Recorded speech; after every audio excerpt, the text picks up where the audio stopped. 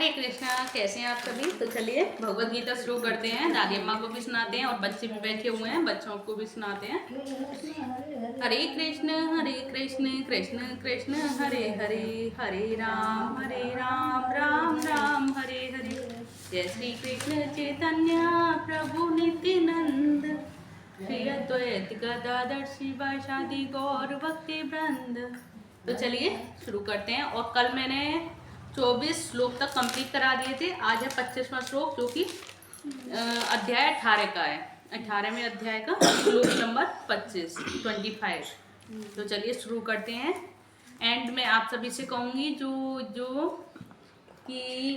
जो बॉबी जिंदल की माता श्री हैं, उनकी तबीयत कैसी है, प्लीज़ मुझे कमेंट बॉक्स में आप ज़रूर बताइएगा। और मैं आपसे कहूँगी कि आप प्लीज़ ये भगवत गीता ज़रूर सुनाएं अपनी माता श्री को, जिससे कि वो सुने और उनको शांति मिले, उनके मन को भी। तो चलिए शुरू करते हैं 25वां श्लोक।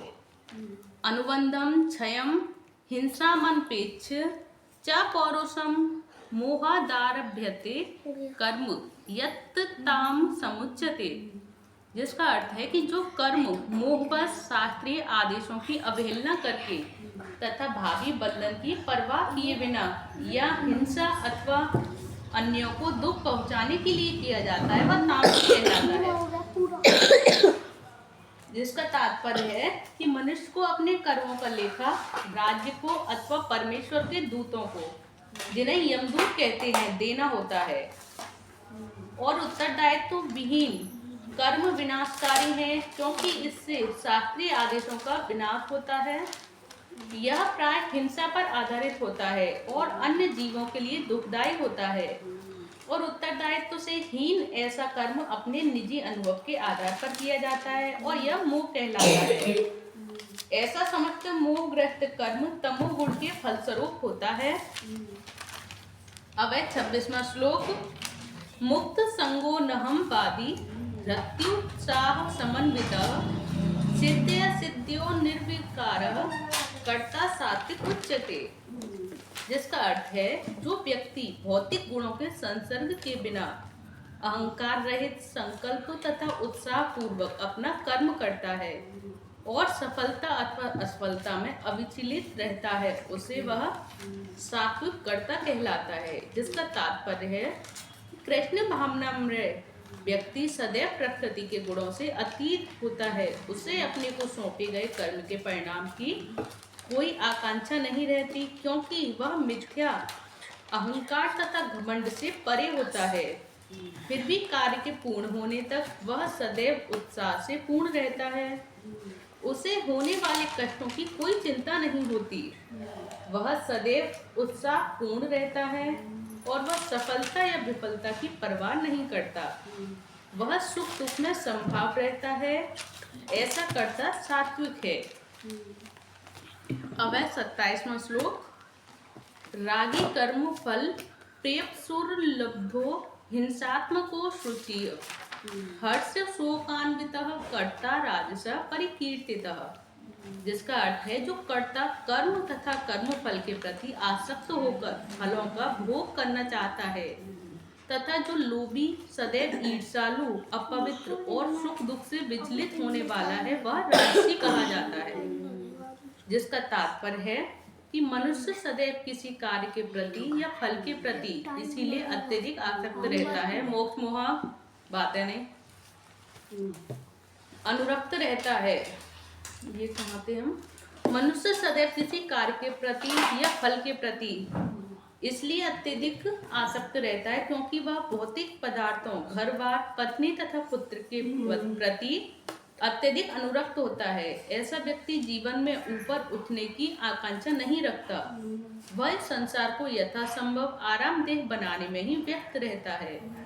सामान्यतः वह अत्यंत लोभी होता है और सोचता है कि उसके द्वारा प्राप्त की गई प्रत्येक वस्तु स्थायी है और कभी नष्ट नहीं होगी।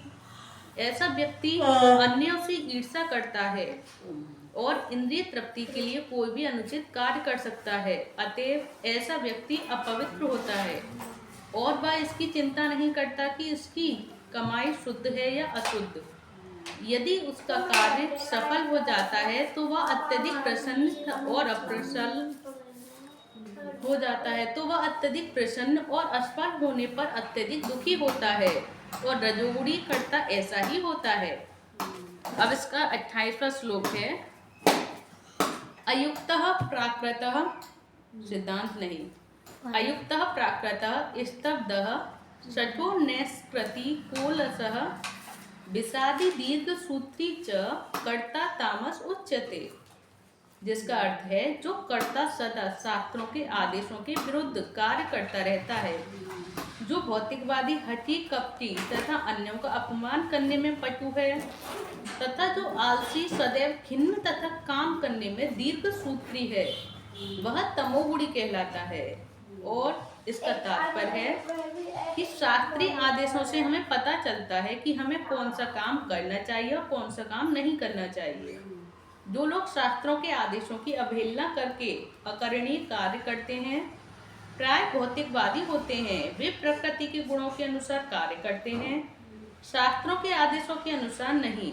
ऐसे कर्ता भद्र नहीं होते और असमान्यता और सामान्यतः सदैव कपटी, धूर्त तथा अन्यों का अपमान करने वाले होते हैं। वे अत्यंत आलसी होते हैं, काम होते हुए भी उसे ठीक से नहीं करते और बाद में करने के लिए उसे एक तरफ रख देते हैं।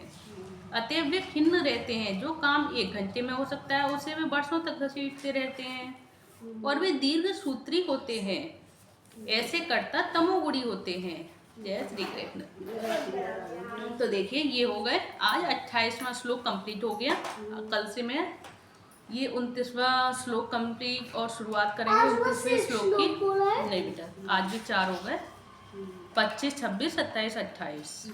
कल शुरू होगा 29वां, कल शुरू करेंगे। और मैं आप सभी से कह दूं कि ये जो मैंने 28 श्लोक कंप्लीट हो गए हैं, ये 18वें अध्याय के, ये आप सभी को कैसे लगे प्लीज़ मुझे कमेंट बॉक्स में ज़रूर बताइएगा।